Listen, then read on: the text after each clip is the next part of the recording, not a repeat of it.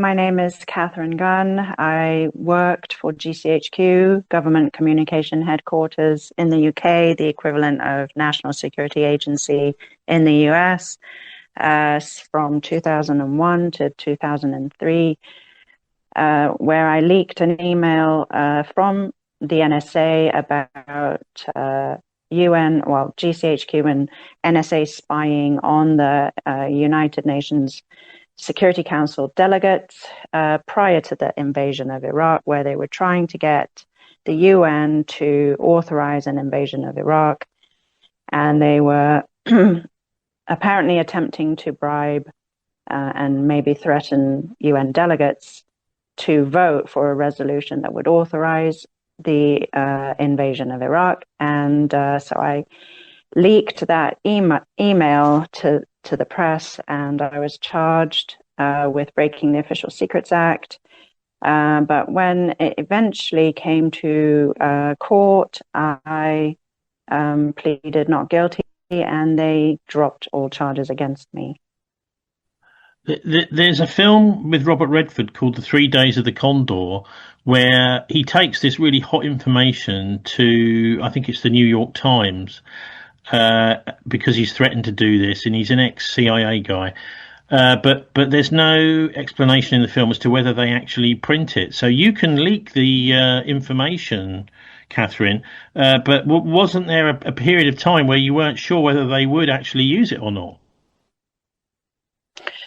Well, I passed the printed copy of the email off to a contact, and they gave it to a journalist, and I'll talk about her in a while. And that journalist was Yvonne Ridley, and she then decided that for various reasons she couldn't run with the story, so she passed it to a friend of hers and a colleague at the time, and so Martin Bright was working at the Observer at the time. He and a couple of other journalists began investigating the email and challenging its veracity before they printed it. So it was about 3 weeks before it came out on the front pages of the Observer on a Sunday, the 5th of March 2003.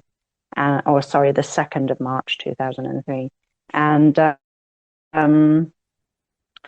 in that space of time, I didn't know whether it was coming out or not. So yeah. Well, that must have been a bit of a nail-biting time. If you've had the courage to blow the whistle, you're not sure if anyone else is going to be listening. Yeah, it certainly was. And then, of course, when it came out, I was pretty terrified. Yvonne Ridley, she's been she was almost in the news. She was in the Scottish government started protesting because amongst the flotilla people, she was one of a handful who were not released. And I was quite surprised to hear Greta Thunberg, who had been released, talking about what's going on in Gaza, but not mentioning that there were others of the flotilla who Israel was still hanging on to. Maybe she didn't know. I mean, I think the situation is very complex, and I think they maybe were all sailing under different. They were all trying to keep sort of maybe separate. And I don't know how the flotilla thing works. I mean, there were dozens of boats, I think, and it was, it's a very complex operation to manage these things, but especially when probably Israel starts jamming their communications at the end. But you could be right. Yvonne was on a ship or boat rather with a handful of other individuals. I don't know if they were all from the UK. Yvonne and I the names I can't remember all the other people on the boat. But yeah, they were detained for several days, longer than Greta's and various other people, I think. But she was released within the last, I think probably 40. Well, when this goes live, last 3 days at least, she's been free, and I think they were transported to Jordan and then she went on to Istanbul. Actually, she's possibly still in Istanbul, I don't know. But yeah, she gave an interview which she posted on X/Twitter, where she basically said, now I don't know, some of your listeners may know that Yvonne Ridley was a journalist. She's been a journalist for many, many years, and she's also been an activist and an author. She's written several books as well. She entered Afghanistan clandestinely, wearing a burqa and on the back of a donkey, and she went into Afghanistan in September something, right after the so-called, the attacks on New York. She went into Afghanistan, and it was on the outward journey where she was discovered, because apparently the donkey bolted and she fell off, and then was discovered with a camera under her burqa. So she was captured by the Taliban, and they took her and imprisoned her for 11 days. And during that, obviously she was quite terrified, because they suspected her of being a spy, and apparently they would have executed her, but she kept insisting and stressing that she was not a spy, that she was a journalist. And eventually, the heads of the news organizations and the journalists organization, the media press, a couple of guys went to Afghanistan to meet with the Taliban and actually stated, yes, she works for us, she is a journalist, please don't treat her as a spy, and so on. And eventually, after 11 days, she was released. And then subsequent to that, 2 years after that, actually probably less than 2 years after that, she converted to Islam. And so she's a Muslim, and she's a feminist, and she's a socialist, and she's an activist. And so recently, on her recent capture by the IOF in Israel and Palestine, she said she would rather spend 2 months in a Taliban prison than 2 days in an Israeli one. That's what she said. It sounds like she could actually be a spy. I mean, it's very few journalists who would get on a donkey with a camera and go into Afghanistan straight after 9/11. Well, she claimed that she was doing it off her own bat. I don't know if she had been given authorization to do it. And apparently John Simpson could be a spy, but John Simpson apparently did that. So he was a man dressed up in a burqa, which is even more ridiculous. I think she's pretty genuine. I mean, I don't think I've met her. I may possibly have met her once in person. I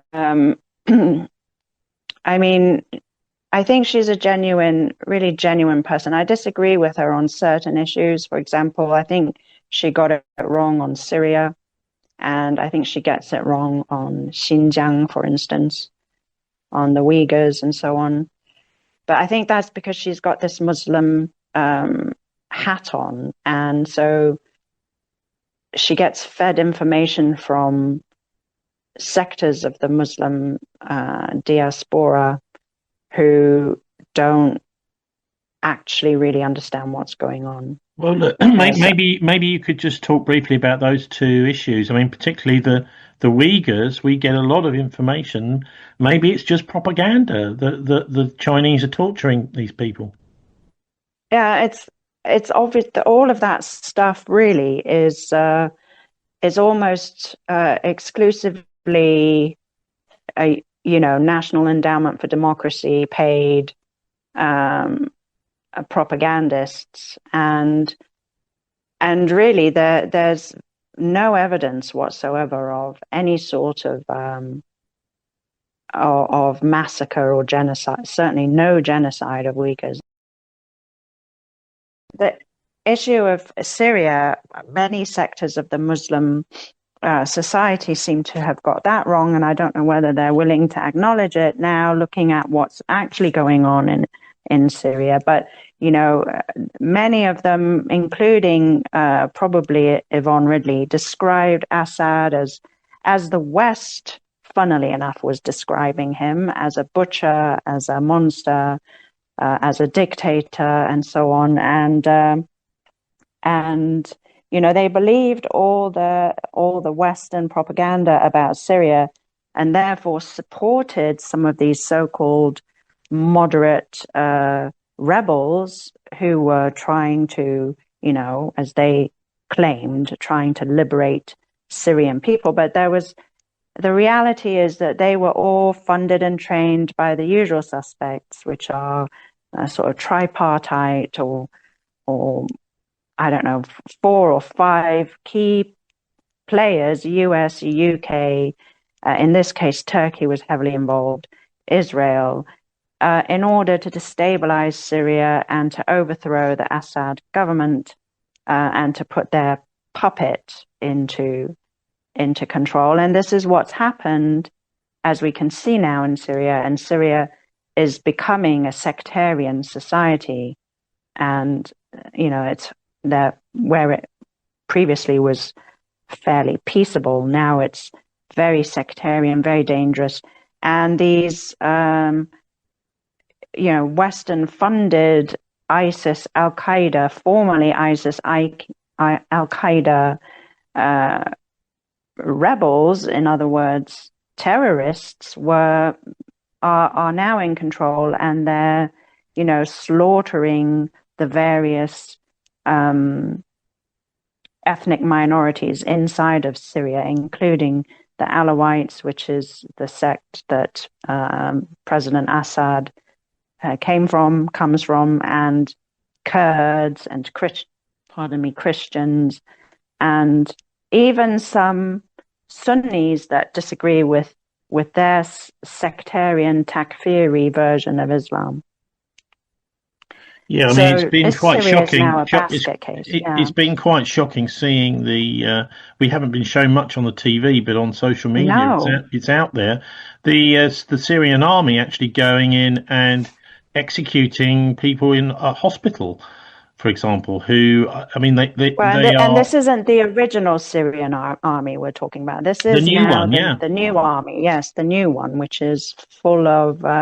and so the important thing to remember is that actually a group of so-called, Xinjiang separatists, Uyghurs, there was a whole battalion of these guys who came to Syria, right? So these are also extremists. They're also they refuse to live peaceably with other faiths and other traditions. They have this single-minded vision. Whether it's even genuinely held or not, I don't really know, because, a lot of them probably do not practice what they preach. And also, getting paid in dollars or some other format, so that they could very well be just mercenaries, in fact, and so they have no ideological, deeply held beliefs, and these people are being indoctrinated, are being funded and trained, and getting real sort of on the ground combat experience. And then they're going back to the borders with, they're going back to China, where they're disturbing the peace. And so this is the whole point, is that the US is training and equipping these people so that they can stir up trouble within China. But I mean, their population, presumably that the majority of people who are ethnically different to Han Chinese, who do live in the sort of borderlands with China, in the region of Xinjiang and so on. They just want to live their normal everyday lives, working and living peacefully in their communities. They have no interest in this sort of ISIS-driven mentality. They may be practicing Muslims, but they're not the variety of these mercenaries. And China is well aware of that. And so they're not trying to attack the peaceful population. They're trying to pin down the guys who are either simple, psychopathic mercenaries, or they're these sort of extremists and fundamentalists in their Islamism, which has no place in a sort of peaceful, secular country. Well, look, I mean, you can imagine, and, Catherine, you can imagine, can't you, the Chinese coming into, say, Salt Lake City, finding a bunch of Mormons, giving them weapons and saying, we're going to turn the whole world Mormon, and funding them, giving them nice cars and this sort of thing, and providing accommodation for them. I mean, basically, it's a gravy train. Right. And, it's this exceptionalism mindset that we have in the Anglo-American world, where we kind of think, well, how dare they do any? I mean, recently, they talk about China spying on the US and the UK and so on, as if the US and the UK don't do that and haven't been doing that for eons, so that it's constantly this mindset of how dare they do something, when in fact, the British Empire, the American Empire have been constantly trying to undermine China, and the only way they can really do that in and around previously it would have been an empire like the Ottoman Empire and the Chinese Empire, and now it's nation states. So they'll continually sort of try and reframe the ethnic minorities and the various different peoples around on the edges of a nation and try and stir them up, demanding independence or demanding, some sort of change, which they hope will ultimately cause China to sort of capitulate to the Western model and say, okay, you're right, we're wrong. We want to have exactly the same system as you guys, and we want to model all of our infrastructure on yours, and we're going to do it your way, which is never going to happen. It's just not going to happen. No chance. No. Especially as they see the West beginning to really come apart at the seams. Yeah, it is. Look, I'd like to also ask you a bit about this court case that's been cancelled in London, because it does look a bit suspicious that the Conservatives were prepared to pursue these so-called alleged Chinese spies, and one guy particularly. They were English guys, but they seem to be being employed by the Chinese to spy on MPs. Jonathan Powell, apparently, the National Security Advisor, who was very much involved in the Iraq War as well, he has apparently, we hear from the Conservatives, been involved in just saying, well, we're not going to bother with this case. So, I mean, this was a sort of national security case, a bit like yours in a way, which was then suddenly dropped. So I don't know if you can figure out what's been going on and whether it's justified to be prosecuting Chinese spies in London. Well, there's not a whole lot of information to be garnered, I think. I mean, I had a quick look. As you say, the principal guy, Christopher Cash and Christopher Berry. It's funny, I just got a sort of idiom flash in my head when I saw those two names, Berry the Cash. I know the first guy, Christopher Berry, his name is berry as in the fruit berry, not berry as in bury the dead. But um, but somehow, that just kind of jumped into my head. Oh, bury the cash. I wonder what they're hiding. But anyway, Christopher Cash. Well, the funny thing is, they keep referring to him as a former director of this group called the Chinese Research Group, and or the China Research Group. And the China Research Group was a conservative parliamentary group that was very hawkish on China, and which was basically sort of trying to whip up anti-Chinese sentiment, I think, within Parliament. And it was chaired for a while by the MP Tom Tugendhat. I can't pronounce his name. Tom Tugendhat, Bilderberger as well. Yeah, Bilderberger, yeah, and a deep state operative. I mean, his family is well connected to the British establishment. There's a baron. He's got an uncle who's a baron. His father was a lord. And they're very, they've got, Tom himself has very anti-China, government of China views. So he frequently refers to the fact that he's not anti-Chinese because he likes Taiwanese and he likes people from Hong Kong and so on. But he maintains and he uses very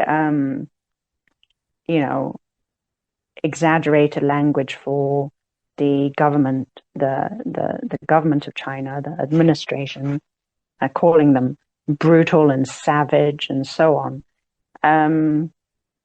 And so it's strange that, they would have this guy, Christopher Cash, as the director of the China Research Group, which is meant to be this anti-group, China group, and then arrest him and charge him with spying, or giving information to China. So, that's all very odd. And hang on, isn't it the perfect cover? Isn't that the perfect cover? If you really were extremely pro-China, that's the kind of organisation you'd want to be inside, isn't it? The anti-China group, because no one would suspect you. Well, yeah, I'm not suggesting that he's guilty of anything, because the two individuals adamantly insisted upon their innocence. They said they had done nothing wrong.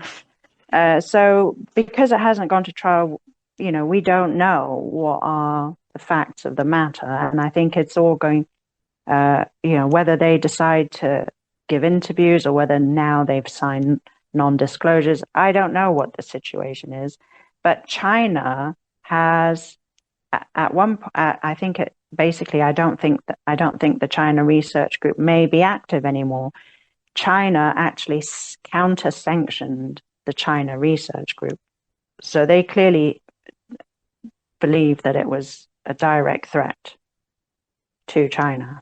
And, the way that other groups in the past basically concocted false narratives against Russia. For example, it gives an illustration as to how these groups can be quite dangerous, because they work with journalists that, funnily enough, there is another group with the same name. I don't know if they're connected. Nottingham University Business School, also has a China Research Group. And it's described as a group of academics who work across the world, who work on issues related to China and so on. So it's possible. I don't know if they're interlinked, as I say, but these groups do obviously need, they need research coming from somewhere. So it is possible that they're sort of interlinked. And what was the one that was sort of working on Russia and the whole, the one that was feeding all sorts of rubbish into the mainstream news? Oh, is that Christopher Steele? Yeah, the one. Yeah. You see, this is another fascinating angle, isn't it, on all this? Because we've now had Tulsi Gabbard in the States, new director of national intelligence, sacking all these people who went with the Steele dossier. Now, this is supposedly an ex-MI6 guy, but it certainly looks to me like an MI6 operation. The idea being to queer the pitch for Trump after he lost against Biden, and really literally spread masses of lies about his collaboration with the Russians, etc. So what's so fascinating about this is it's an MI6 attempt to fix the US political system, and it's now being dealt with by Tulsi Gabbard. She's also doing a specific investigation at the moment where she believes she made this clear that the COVID came from which is not, they're not sure where exactly, but it was released over in Wuhan by EcoHealth Alliance, by Peter Daszak, all funded by Fauci. So this is, some of the things that were called crazy conspiracy theories back in 2020 and 21 now seems that the Director of National Intelligence in the States believes wholeheartedly. I have my doubts about Tulsi now. I think she's Right. also somebody. I personally now, I am so skeptical. I don't think anybody who has an ounce of integrity is allowed anywhere near the actual decision making. So I think RFK, well, I certainly think Trump. I think Trump has been on the cards as a president for a long time. But in order to get him into that position, they had to create this sort of idea that he is anti-establishment. And so in order to create that, there was all this backstory about, they're trying to sabotage his efforts to get into, to be elected as president. And in the first scenario, it was using this Russia thing as evidence that, they're trying to smear him, and then all these court cases and so on. Personally now, I know it's kind of an extreme view, but I feel as though all of that was theater, including and up to the faked assassination attempts. I think all of that was simply to make him look like an anti-establishment figure, so that people would vote for him because they were sick to death of either of the other options, whether it was Kamala Harris or Biden as the Democratic representative, or any of the other things that the Republicans could put up. It was just, everyone was sick to death of both those groups. So here's Trump as a third candidate who's basically different. And that's the only way they could get Trump into position. And so they scripted it in such a way to get him there. Now, RFK, he's a man with very dubious moral standards. If you look back at his various relationships and so on, and he claims that, he's come clean from drugs and all the rest of it. Well, fair play to him, but I have very serious doubts about the guy's core moral beliefs. I think he's prepared to do deals and sell his soul for various reasons, not less. I mean, I'm not saying that it justifies it, but if his children are threatened, for example, if the state says what we can do, what we did to your dad and to your uncle, to your kids or anybody else, or even to yourself, that could get anyone to go along with any narrative just to keep their family safe. And Tulsi Gabbard, again, she said all the right things, just like Trump seemed to be saying all the right things. But even to the extent that she was saying things about Palestine, and now she's gone off script, just as JFK went off script when it came to vaccines. So not off script, he went back sort of off what he used to say. He basically doubled back on that and said, basically he thinks there are some good vaccines and so on. So I think these people none of them are honest players, and none of them are trustworthy or reliable. They would never, ever be given those sorts of positions if they were unlikely to be prepared to do deals and prepared to basically go along with the narrative that they want to push out. So on the issue of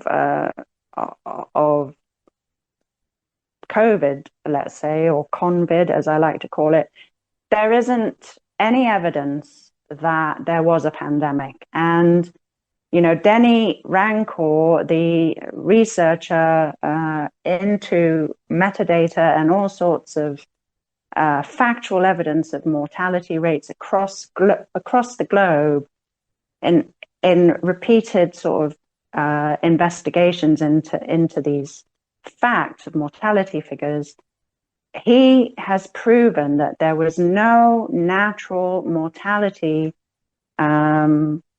increase by any sort of virus. It all came down to basic protocols that were rolled out and hospital treatments or lack thereof, which basically increased death among the elderly and vulnerable. And,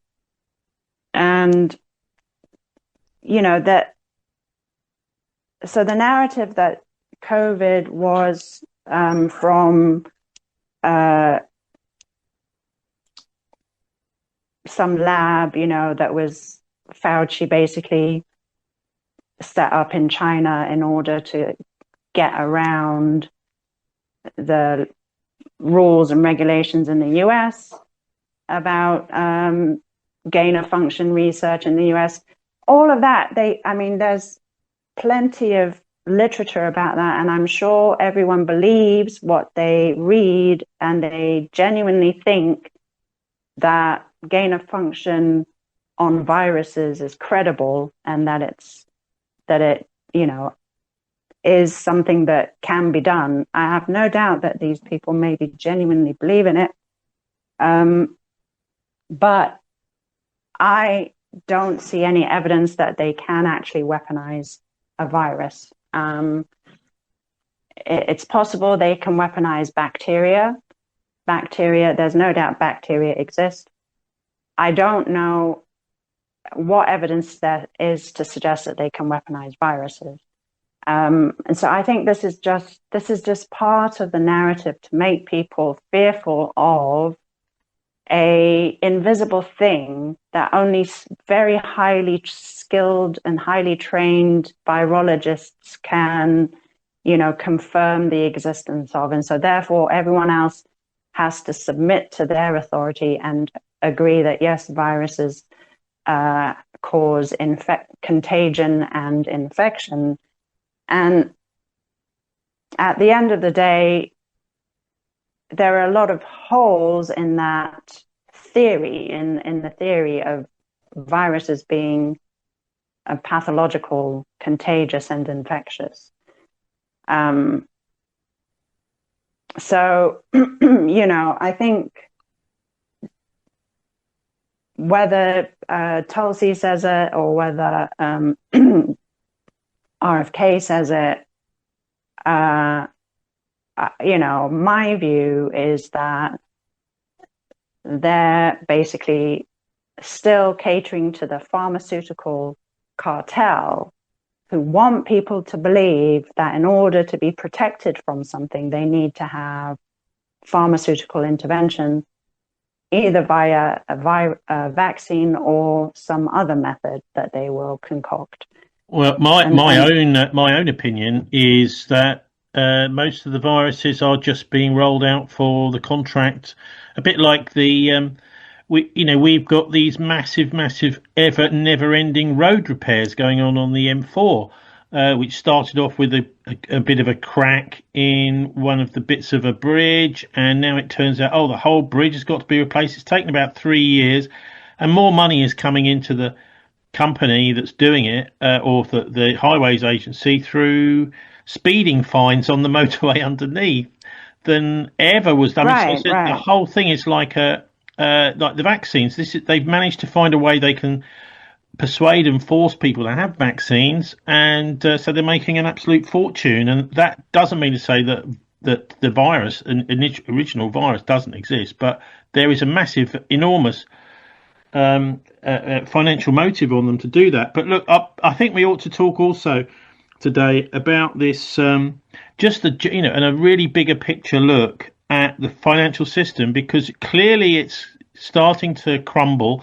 We even had Jamie Dimon today from JP Morgan saying within the next few months we could see a reset, that there's a very unrealistic share prices on the stock exchange in America. This is probably due to QE or something. But anyway, when even people like JP Morgan are saying, watch out, there may be a crash, basically, that's what he's saying, at any time, that there is something wrong with the present money system. Clearly, the petrodollar isn't working anymore.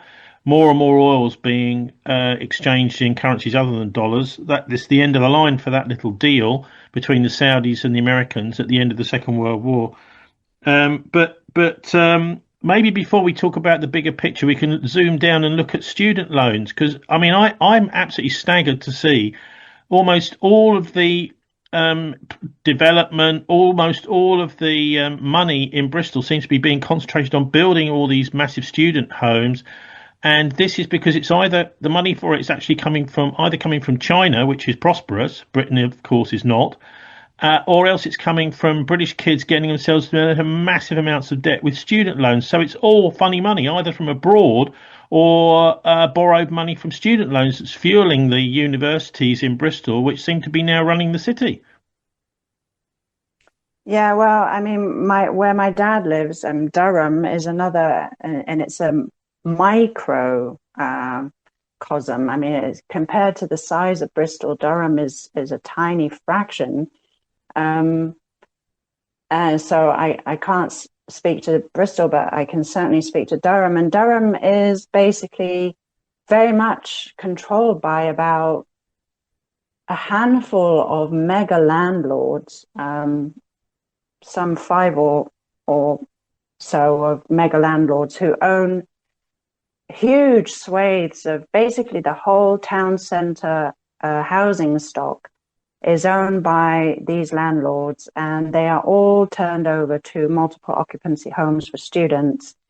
So, literally streets and streets and streets of traditional Victorian terraced housing are all now converted to student accommodation. And the students, as I understand it, they sign a contract for a house, and it's covered for the whole year. It's a 12-month contract, even though they actually reside in it. The term times are not much more than 8 months. So in actual fact, they're paying for 4 months where they don't actually need to be living in that accommodation. However, in order to guarantee that they have somewhere to live, they're willing to sign up for a 12-month contract and pay for those 4 months that they're not actually there. And the houses, it pushes the rental price for the houses up, because they rent per room. So each student pays significant sum of money. I think it could be up to £1,000 a month for their room. If you have 5 rooms let out in each house, that's £5,000 per house. Now, normally, if you look at properties in let's say in Durham, a luxurious sort of 4 or 5 bedroom home with large garden and so on would rent out at £5,000 on the ordinary rental market. For a family home, it would have to be a very significant, luxurious house to be priced at that level. Whereas a very, fairly standard Victorian townhouse, possibly 3-story, they often go up into the roof to create extra bedroom space in the roof. But those houses are by no means what you would describe as luxurious homes, but they're still priced at £5,000 per home, because they're charging students that amount of money in order to, rent the room. It's just quite staggering that student courses take place. And consequently, Durham and other small university towns like Durham, during holidays in the summer and in the winter, the whole center of the town is a ghost town because, all the students move out. And also, it's a drain on the local community because they don't pay towards council tax. The students don't pay council tax. Landlords don't pay council tax. They don't look after their properties. They don't look after their gardens. And basically it's, and the students have to borrow money, so they borrow student loans. And I recently heard from a friend whose child is at a university in London that their student loans are now running at 6%. I think that's higher than quite a few sort of loans that you could get on average from a bank. So 6% on your student loan. And he reckoned by the end of her engineering degree, she would be £100,000 in debt. And it's just unsustainable. First of all, this is really good for growth. Rachel Reeves will be rubbing her hands. This is exactly what she wants. It's lots and lots and lots of money being spent, even if it's actually not really producing anything useful other than maybe a student, at the end of the day, and an education. But also, if you look at the figures you've just given me, I mean, landlords making £250,000 a year out of a house, out of renting a house, surely, I mean, that can, in a year, can buy them another house. Easily. And that's why they, and they bought these houses at a time when the market was fairly low. When it was sort of average prices, where people actually could afford to buy a house, they were buying up whole streets of these whole portfolios. And yeah, it really kills the community in a city because the students are not really invested in the community. They're, invested in themselves and in their friendship groups and in their courses. They're not really a contributory part of the city. So this is a whole other dynamic. This student, university town dynamic. Well, I can say, because I live in an area like that in Bristol, in St Paul's, there's lots and lots of student accommodation being built around us. And it's mainly not in the form of buying up old terraced houses, but it's these PBSO, they call them, purpose-built student accommodation. Massive tower blocks have been going up everywhere. And they are tiny little shoe boxes inside of these places, which would, if this was normal building regulations, would be totally illegal, or it would be unlawful to build a house which had such a tiny little flatlet for someone to live in, which is barely enough room to swing a cat. They have 7 in each flat. They have one communal room which has got a bit of a place to cook, and it's got 2 chairs and a television, somewhere to sit. But your actual space is barely more than a single bed with a sink. That's about it. And it's a tiny little But anyway, they don't. These students do not really, apart from on a Friday and Saturday night when they go out roaming around.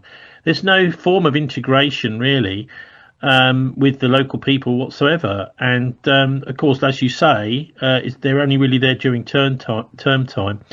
It's also been pointed out a few times that the purpose-built student accommodation in the UK is one of the highest returns that any international investor can get anywhere in the world. So there is a lot riding on this whole student boom. The university seems to have enough money to buy up just about anything it wants in the city, and including the But on the council. other hand, universities are struggling to pay their staff, so you have all Are these they? examples. Well, there are all these examples of, I have friends who are clinging on by the skin of their teeth. They're tenured professors, but they're being told that, they may end up losing their jobs. They're being offered redundancies and so on, because they say that they can't afford, they're in financial difficulties. So Are the universities are now surely just businesses who are driving down wages and importing and cheap their labour? students are customers. Yeah, and their students are customers, and they are businesses. And I don't know who actually owns these purpose-built, because there are some purpose-built buildings in Durham as well. But from my understanding, most British students don't really like living in those sorts of blocks, as I understand it. They prefer to share a house with friends or have their own little sort of flat. Most of those at the moment seem to be occupied by foreign students, in Durham at any rate. So they're sort of also, and principally Chinese students, but they're generally a mix of foreign students who are quite happy to just have a smallish room, and because they don't have to worry about much else. But yeah, I mean, everything is about short-term gains, Tony, isn't it? If they can make a fast buck off of something, they don't care whether it has any long-term implications for the community as a whole. And this is the model, this is the neoliberal model that we've had in the West since the 1700s, really. It's short-termism. Well, I think it's got much worse. I mean, it seems to have got much worse yeah, since since the Big Bang, and since privatisation and Thatcherism, and also since 2008, the 2008 bailouts. I want to give another example of just utter collapse economically in the West, and morally as well with government. I was having a walk yesterday along the River Thames, right near in a place called Ashton Keynes, in the Cotswold Water Park, they call it, which is this massive privatised area of old gravel pits, which have now been filled in with water. Luxury houses built around it, sold off for millions, and what's happened is the people that run the Cotswold Water Park, these planning developments, God knows how they've managed to get all this planning permission for all these houses out in the middle of nowhere. But anyway, they managed it. Very corrupt organisation. And what's happened is, because they need to maintain the water levels in these lakes with these luxury houses around them, they've been sucking water out of the Thames for their lakes. And now the Thames is completely, this is the first year the River Thames is completely dry all the way through. There's no water in it at all. Wow, that's appalling. I don't hear the Green Party. I don't hear the Green Party or Extinction Rebellion making a fuss about this environmental corruption and destruction. I mean, you think about all of the. They probably wouldn't say anything about, the amount of water required to cool data centers and the amount of energy required to maintain data centers for their new, So look, what we're saying really, I think, and everyone watching will agree, Rachel from accounts, she doesn't know what she's doing. She's actually in the process of just trying to get the figures up, no matter what, even if it is destroying the country. So we're at a dead end really with the economy, and it's just a question of who is going to recognise this first. But I know you've been looking at this whole idea of what might replace a collapsed Western economy, haven't you? Well, yeah, I mean, the British Empire ostensibly collapsed in the 1940s and transferred over to the American Empire. So there is a Islamic scholar who I don't know, not many people have probably heard of him, Sheikh Imran Hussein. He is a elderly gentleman from Trinidad, and even among the Islamic world, he's not sort of really recognized because basically he deals in geopolitics. He looks at he researches from within the Quran and tries to develop a eschatological a view, an end times view of the world, or a current view of the world based on geopolitics and his understanding of the Quran, and looking into the future of that as well. So his view is not widely accepted by the Islamic community. However, I think he has a lot of valid points, and having studied international relations, he went on from Geneva to Pakistan and studied back in the 50s and the 60s, before Pakistan got poisoned by Saudi driven Islamic thought. He studied under some scholars, Islamic scholars, and came to a worldview and an understanding of the Quran that is quite different. And he's written several books. One of his, that I haven't got hold of his books yet. They're quite hard to get hold of. One of his books he wrote about 25 years ago called Jerusalem in the Quran.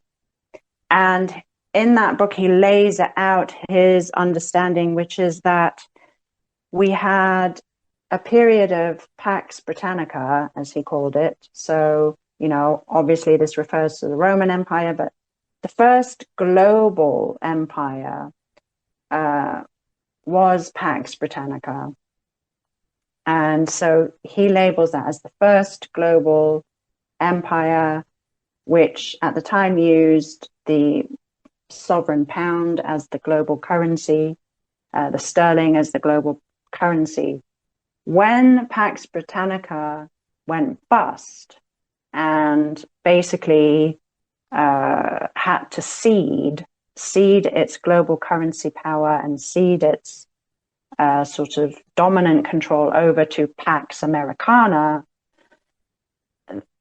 that began the period of the American Empire. So Pax Britannica was around 300 years. Pax Americana you could describe as being around 100 years, from the 1940s up to today, or maybe a bit before the 1940s. And they used the American dollar followed by the petrodollar. And now the American Empire is bust. The Pax Americana is bust. And he says the next empire that will follow these two is Pax Judaica. So he believes we have now entered Pax Judaica. So the Jewish state of Israel is acting in the manner of an imperial power. And it's beholden upon everyone to take that seriously, to acknowledge that they now believe they have absolute dominance over the world in terms of how they act. Nobody is prepared to intervene. Nobody is prepared to really shut them down.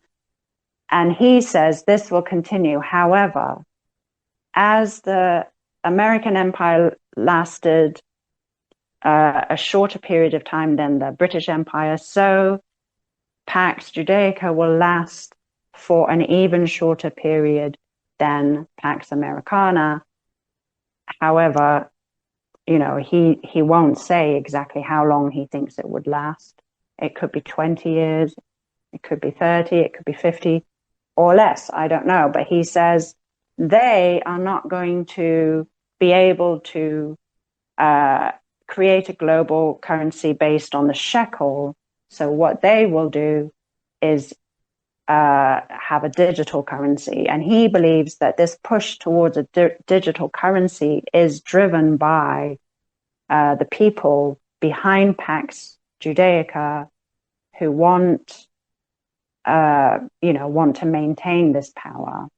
So he goes into a lot more detail about his view of how this will pan out, including a global war, including potentially the destruction of Al-Aqsa Mosque, and so on and so forth. But for him,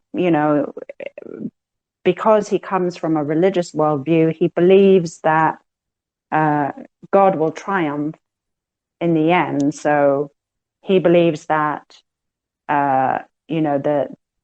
the Jews will want their Messiah to return, and in order for their so-called Messiah to return, they need to build the third temple,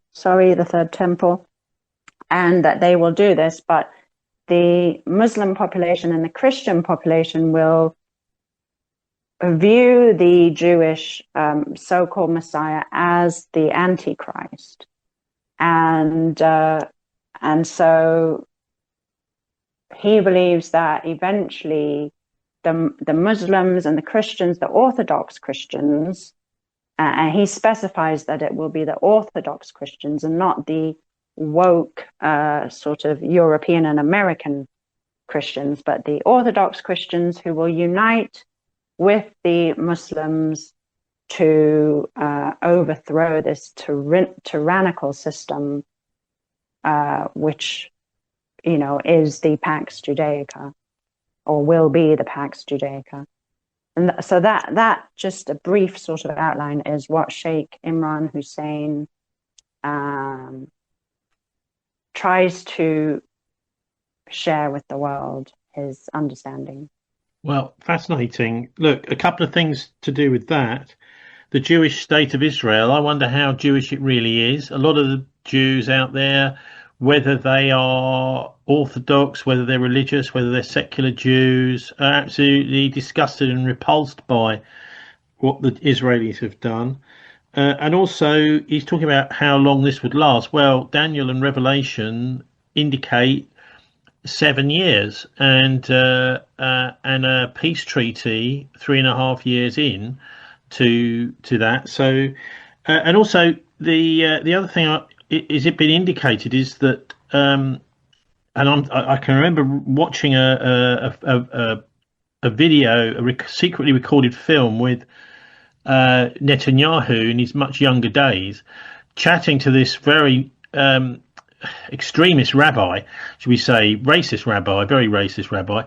And he's saying, well, you need to listen to the Rambam being this guy from the 12th century who predicted that Israel was going to have a king who was going to create such chaos that it would allow the right conditions for the Jewish Messiah to turn up. Obviously, the Jews, many Jews, most Jews, almost by definition, who've rejected Jesus, say, well, we're still waiting for our Messiah, looking at their watches. When's he going to come? Well, maybe that's in the head of Netanyahu, chatting with these rabbis, saying, if I can create enough chaos, it gives the opportunity for the Jewish Messiah. And there is a bit of a problem with all of this, of course, from many religious Jews' point of view. This return to Jerusalem, etc., is something that they've been praying for many years, but it's something they want God to do, not putting guns into the hands of men to force it to happen. So there's all sorts of questions about what he's saying. But I'm not so sure how genuinely Jewish and sticking to the creed of the Old Testament, for example, Netanyahu is. Well, he's certainly weaponizing it, isn't he? I mean, he's using it as an excuse in order to carry out his, not only his, but a vast swathe of Israeli, you know, is people's views that that land is theirs, you know, and that in fact it extends far beyond their own borders to, you know, their understanding of greater Israel. And anyway, I mean, it's just they're deluded. They're deluded that they can even consider that this is valid. Now, what we have to acknowledge and tussle with is, if this is true, if we are in a period which is now defined as Pax Judaica, how are we going to address this? How do we, you know, so in the UK, we have everywhere they're forcing a digital ID on people, and they're trying to get everyone to sign up to a sort of unique code that will aggregate all of their data into one place. And it's being constructed across the globe, really. Well, certainly in the UK and China. In the UK, but wouldn't it be better to call it Pax Zionica? Because I mean, the way I see it is the Zionists have hijacked the Old Testament, and they've decided they want to weaponize it, as you say, but use it for their own purposes. This has got very little to do with, you know, the values of God. They've basically tried to drag everything back to like 2000 BC, where the Bible, the Old Testament, etc., the Ten Commandments, or whatever, is struggling for survival. Yeah, well, there is an argument that some people put forward that the Old Testament and you know, the God of the Old Testament is very different to the God of the New Testament. The God of the Old Testament is angry and very, very judgmental and revengeful. And the God of the New Testament is one of forgiveness and love. And so there is this dichotomy. And certainly they embrace the vengeful and angry and sort of destructive God of the Old Testament. That's certainly not racist. Very racist. Racist, yes, very racist. And so I think we all have to resist their push for a digital ID and any sort of currency, which is simply a form of a token that can be turned off and on at will by them, and become, you know, your whatever you have stored in your account can just be erased because they've decided that, you know, you don't deserve it anymore. Well, I mean, this is really just simply digital slavery, isn't it? And in fact, we've already got towards that by rewarding ruthless and greedy people who run businesses which destroy the planet, destroy people. They do very well. So you've got this, I mean, I think a very interesting philosophical, spiritual question, really, which is about the Garden of Eden, because the Pax Judaica people seem to believe. So I'm going to sneeze. Oh shit! Excuse me. Sorry. They certainly appear to believe that they have a different interpretation of what happened in the Garden of Eden. So you've got this innocent, and it very much echoes actually with William Blake and his Songs of Innocence and Experience. Is this idea that there is no sin. They don't know how to do anything wrong. Adam and Eve are wandering around. And it was actually the serpent in the Garden of Eden convincing them to eat from the tree of the knowledge of good and evil that was the good guy, because otherwise humanity would be a bunch of automatons just not knowing anything and doing what God said, almost like sort of prisoner robots in the garden and in the world. But this Right. gave them free will so that they could make their own mistakes. Now, the question here, I suppose, is, do you have to actually do bad things, do wrong things to know they're wrong? Or, so there's anyway, it's all sorts of interesting philosophical questions brought up by these people, Mm. which aren't really being looked at or addressed by the church. No, well, I mean, the church has basically sold its soul, I think, to, in order to stay sort of relevant and to have a role in society today, is that it has to go along with the sort of established narrative of everything, political correctness, and on every issue from A to Z. The Western Church in general, goes along with it. There was a very interesting post about this by Paul Kudenik. I think that's how you pronounce his surname. I'm not sure if I'll be able to find it. Right. Yeah, he put out an article recently on Substack.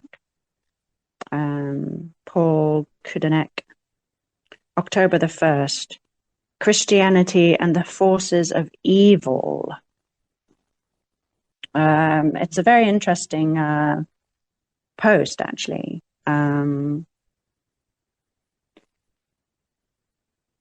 It basically says, has the external form of the Christian church long been taken over by dark forces? He quotes from the French philosopher Jacques Ellul in his 1984 book, La Subversion du Christianisme. I can't pronounce the French. Ellul warns, there exists a demonic and infernal power which seeks to annihilate creation, death. He goes on to say that in the modern world, any such notion tends to be dismissed as ridiculous. We should always remember the dictum that the devil's greatest trick is to persuade you that he doesn't exist. And the article goes on. So Paul Kudenek says, Ellul set out his beliefs that although evil has already and eternally been defeated by Jesus Christ on the spiritual level, it persists in our world and tries to prevent God's love from being present here. And he quotes Ellul, what these defeated powers can still do is to dramatize the situation on earth, to make human life intolerable, to destroy faith and people's confidence in each other, to make them suffer, to kill love, to prevent hope from being born. In other words, what seems to me to be biblically certain is that the evil powers are turning earth into a hell. So that was a quote from Ellul, presumably from his 1984 book. And Paul Kudenek basically goes along with most of Ellul's thesis that the Christianity has been subverted and seduced by the prince of the world. Alongside money and power, the church has been infected by the malevolence of lies, accusations, and divisions, Ellul argues. He says, wherever there is division, conflict, rupture, competition, combat, discord, disharmony, divorce, exclusion, maladaptation, there is the devil, he says. Anyways, it's an interesting article. And And I think, I would agree, because you don't see really the Church of England or any other, they sort of make noises maybe in protestation at what is happening in Palestine, for example, but they're not really sort of shaking the rafters and demanding, the government sort of immediately stop what it's doing. And of course, in the UK, I was going to say Prince Charles again. He's not my king. Charles is the head of the Church of England. So what do you expect?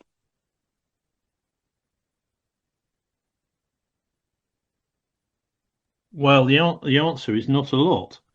I mean, I think you have to put this in. It goes back a long, long way. The church. You're right about and he's right about it being infested. Really right. I mean, I think if we look at the original church, which was mostly in Turkey, Asia Minor, and the split then came when in 300 the Roman Empire embraced, was it 323 or something? Constantine embraced Christianity, but he didn't really embrace it. He created the Roman Church, which had this kind of Jesuit secret society part of it. And the idea, it seems to me, was because they'd been failing, people like Diocletian had been completely failing to suppress Christianity. In fact, it had been growing. And the more the empire tried to suppress it, they decided, well, we'll create a fake church and all these people can come along and do their thing, but we'll control it.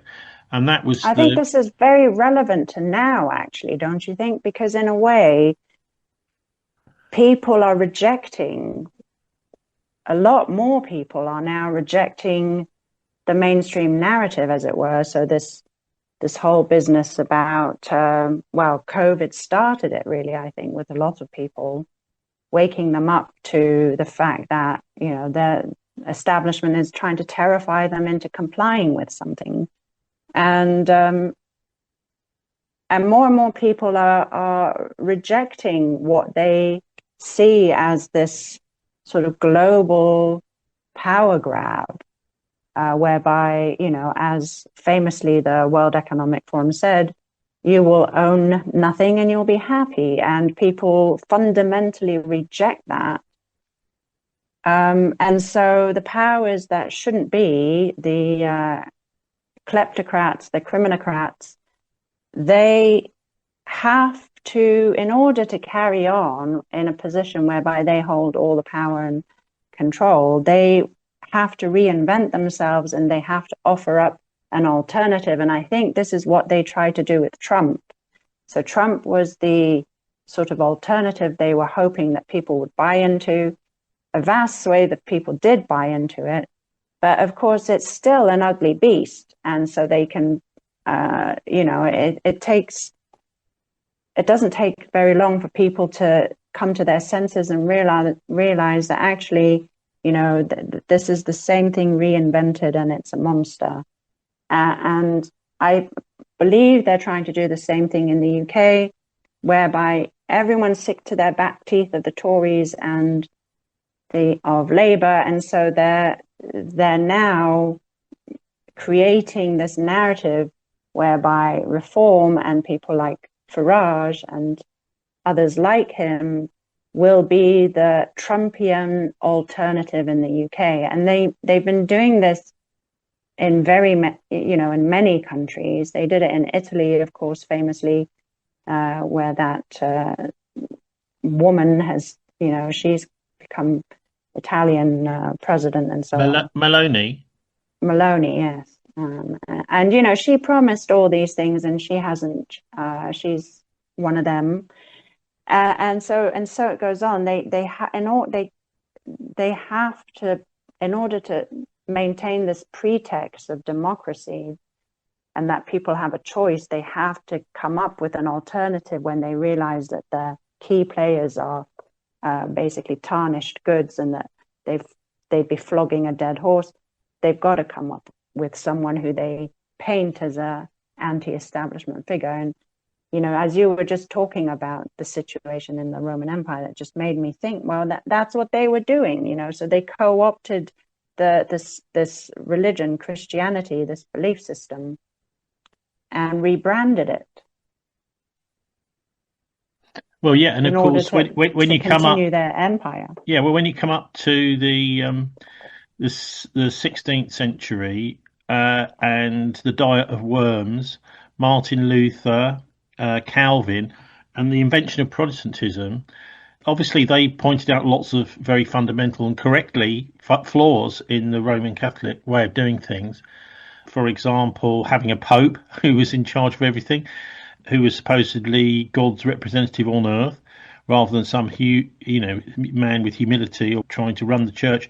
Then they had indulgences. They had loads and loads of things that they were doing wrong. But the Protestants, of course, brought in something which was worse in many ways, because they ditched many of the ethics in favour of the capitalism ethic. That is, to make money is everything. You know, the work ethic suddenly became, if you're not working, you're nothing, you're nobody.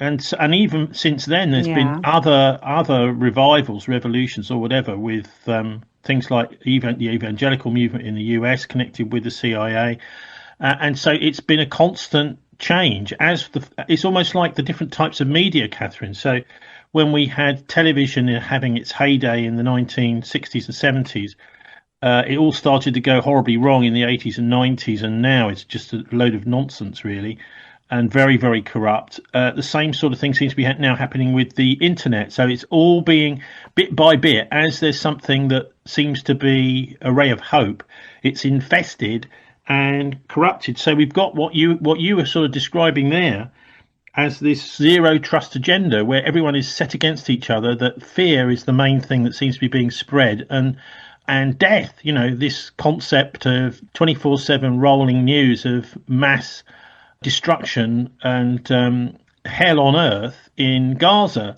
So anyway, we've had this peace deal as well. I wonder whether you think there's any chance of it holding. Well, no, I mean, sadly, I don't think so, because there isn't as yet enough unified sort of high-level political power and enforcement. And so this is another symbol of this Pax Judaica, is that no country at this point is willing to enforce a sort of peace deal. So I think it will be another bait and switch like it happened before. Now, obviously, for the moment, the aid is coming in, but it's almost, I mean, it's a terrible, I can't imagine, none of us can imagine the ordeal, the trauma that people are living with. I mean, these last 2 years of this endless lack of security, and the fact that, you know, now these little children are cheering because there's a ceasefire and that some, you know, aid is coming through. But, you know, desperate as it is, and desperate as good as it is that this aid is coming through, I mean, I fear that it will just be another sort of temporary thing. And then the Israelis, the genocidaires, will continue their genocide, because, you know, they want sorry to use it, but the final solution. They want to, their goal is to move all Palestinians off the land, and ultimately off Gaza, off the land of Gaza, and ultimately completely off of the land of Palestine itself. And, you know, all these states like the UK and others who finally recognize Palestine, when, you know, for decades, the global majority recognized Palestine. There was only a few states that refused for over and over and over, year on year on year on year, refuse to acknowledge the existence of Palestine, they're finally at this point, at this terrible point where there's virtually, the Jewish state has encroached and devoured and occupied the majority of Palestinian land. And then they say, we recognize a Palestinian state. It's a slap in the face, because there is realistically no way the state can be created in the way that it is. It's all separated and broken apart. And really, it's a sop, it's a sop to the sort of liberal left that, something is finally being done. But the reality is it achieves nothing, it will achieve nothing. And the ceasefire, it is literally just that, it seems to me, is just a temporary measure. And I honestly don't know. The only thing that really will change the situation is if people, the nations that are beginning to really feel pain at the political level because their public are so disgusted with how they're dealing with this issue. It's only when those states finally decide that they must intervene in order to save their political validity, that they will then maybe send some naval force to enable aid to go in, or, for instance, or even so. Really, it's only when people finally start, like nation states, put sanctions on Israel, embargo Israel, and refuse to allow their politicians to travel freely without being arrested, and their military. And that's the only way where things will change. And at this point, I don't see anybody taking those steps. Well, I mean, there was a famous meeting a week or so ago with Trump and Netanyahu. It could even be that Trump threatened Netanyahu and said, "Look, if you don't do a deal, we're going to cut the money." Yeah, but I don't believe that. Because actually the West needs Israel in place. They want that whole area to be constantly divided and sort of fearful. That basically all these states are quite fearful of being picked on. So the Jordanians, the Qataris, the Saudis, none of them, they're all puppet states in the sense that their position depends on US, UK, and Israeli largesse, because they're willing to bomb them. The Israelis bombed Qatar, and Qatar said and did nothing. That goes to show how prostrate these nations are when it comes to their autonomy. Well, I mean, the timing of this is all very interesting as well, with the Nobel Peace Prize being announced tomorrow. Well, that's a scam anyway. That's a scam. Who takes notice of the Nobel Peace Prize anymore? Really? I mean, everything is a mockery of what it may have originally been intended to be. It's become a mockery of it. And and we're living in some sort of horrible, sadistic cartoon of a world, it seems. And quite frankly, I don't know how states with even a remote level of autonomy, like China, for example, and Russia, how they can function in this sort of a world, in this sort of a political environment, where our leaders are buffoons and cartoon characters. anyway, well, I think the Chinese, certainly the president and other leading political figures, they're beginning to show that they really don't have time for any of this.